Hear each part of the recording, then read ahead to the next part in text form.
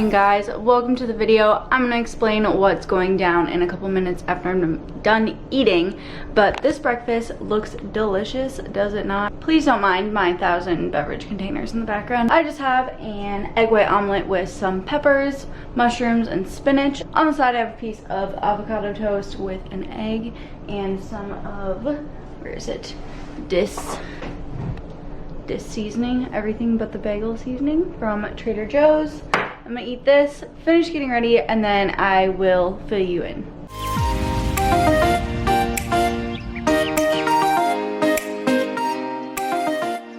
Okay, we are ready.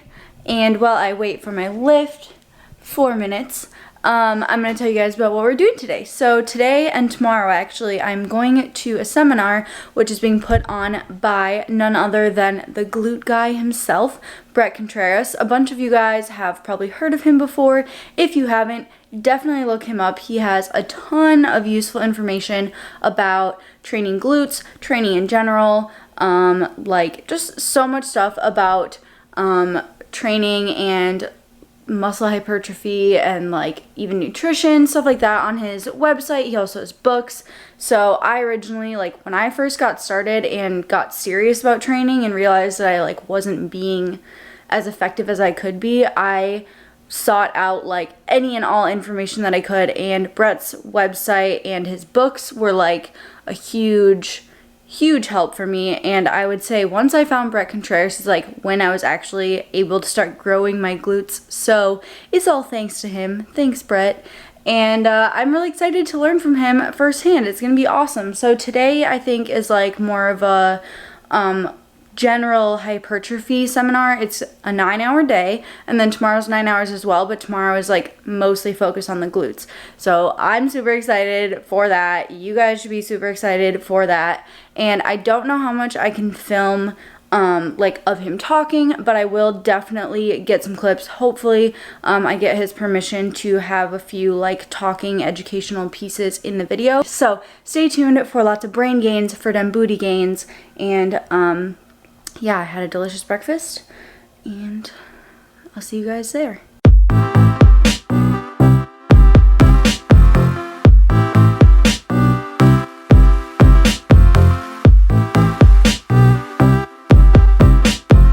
So the first part of this lecture, I'll go over the physiology stuff.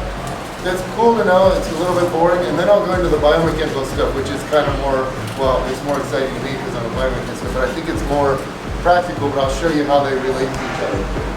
So this is just a thing about science and research in general.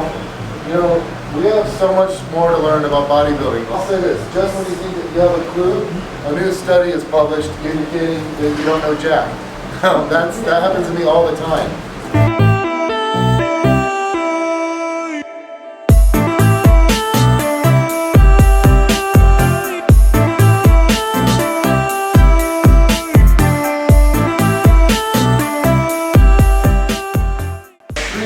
Failure is not necessary. It is not necessary to train to failure. A variety of tempos are similar for hypertrophy. The research shows you can do 2-second lifts or 9-second lifts.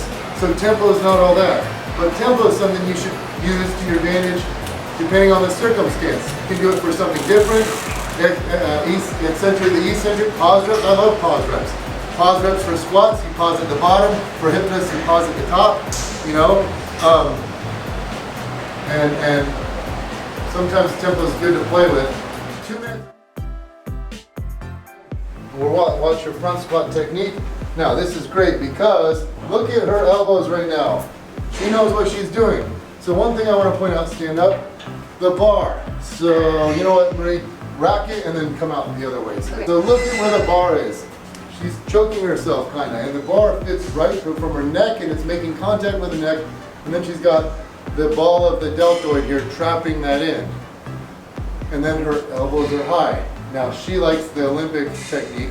Real quick, show them the crossed arms technique. You can do this too. How many of you like this way more? How many of you like the other way more? Yeah, so most of you like the clean, so go back to the clean. Show them if you have shitty wrist mobility, show them the 2-finger technique.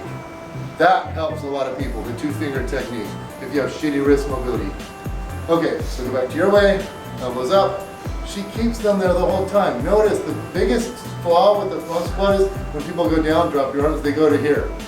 And then that makes them lean forward and drop their, around their thoracic spine.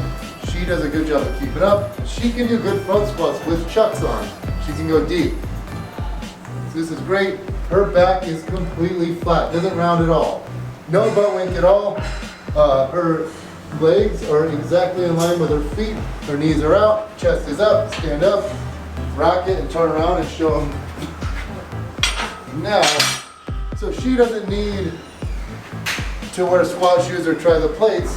Okay, watch this. This is a great example of someone who can go ass to grass without butt winking at all.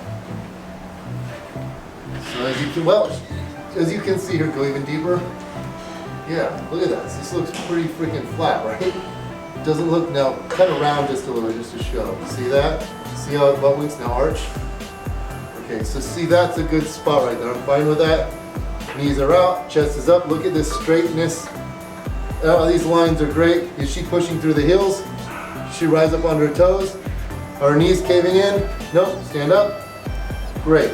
Now, sometimes it's good though just to try. Throw your heels up on those. Go a little wider. Yeah, there we go.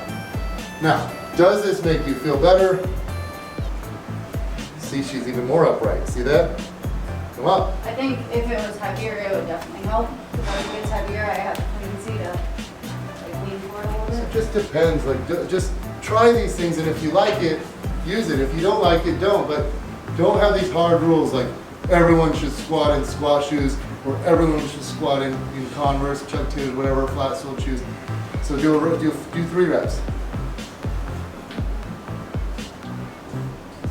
So what I like here is that she goes to consistent depth each time. One more. This just looks great. Okay, elbows never dip. Never at a toe. Get your elbows up. That's the biggest thing. So now rack it.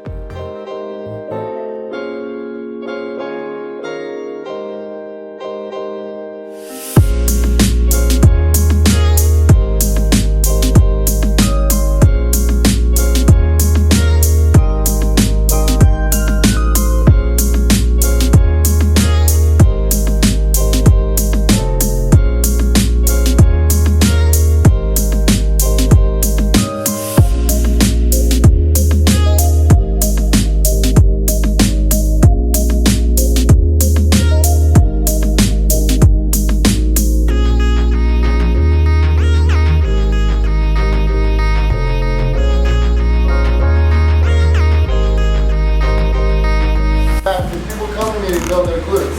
And look, Emily did everything I told her to do. She did everything right.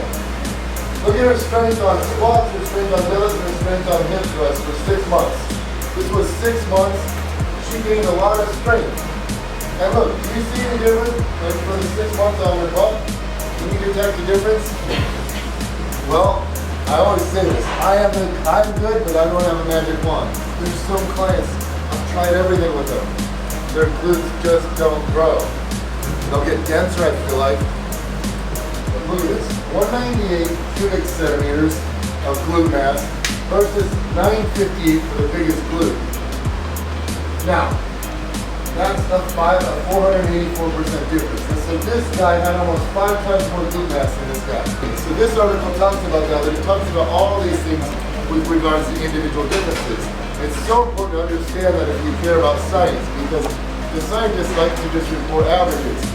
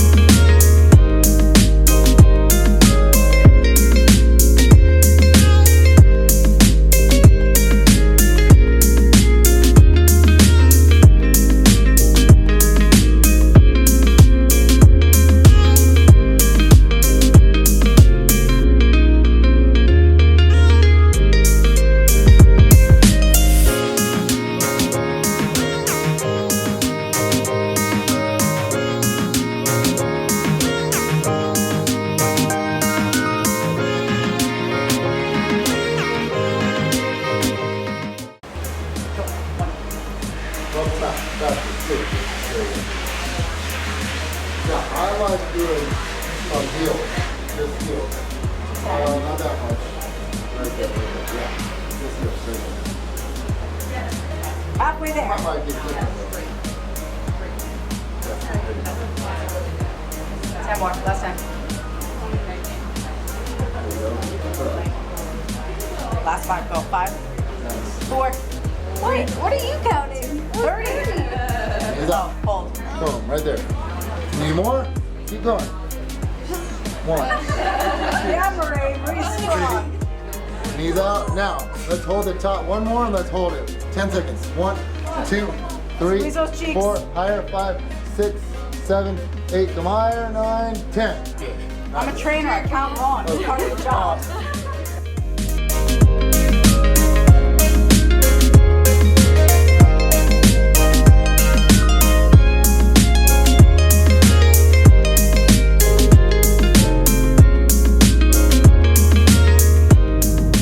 Alright guys, on the way home from the seminar, it was a blast and I learned a ton of stuff. I actually got to film with Bret during our lunch break and he broke down the hip thrust, taught me step by step as if I was like a newbie to the gym, to the hip thrust, and really like taught the form and the benefits of the hip thrust.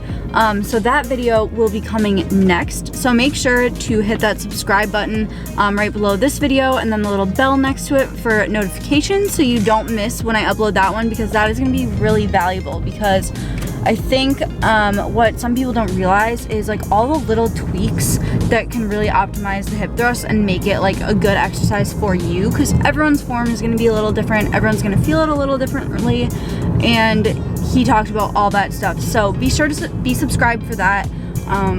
It's one of the best videos I think I've like ever gotten to collaborate on, and I'm excited to edit it and, you know, publish it for y'all. So thank you so much for watching. I would highly recommend going to one of Bret's seminars if you ever get the chance. I paid my own money, my own time, obviously my own time, but I paid my own money to be there, and I'm saying this like genuinely, it was very valuable, even though I had like poured over all of his blog posts, watched his videos, all that stuff. Like, he had some great anecdotes and like stories and stuff that you just wouldn't get like without going to the seminar. So definitely recommend if you ever get the chance. And that's about it. So keep an eye out for the next video. Please be sure to give this one a like if you enjoyed it. Just a little sneak peek into what I learned. I don't want to give away too much of his info because obviously people pay to like see him. So yeah, thanks so much, and I will see you in the next one.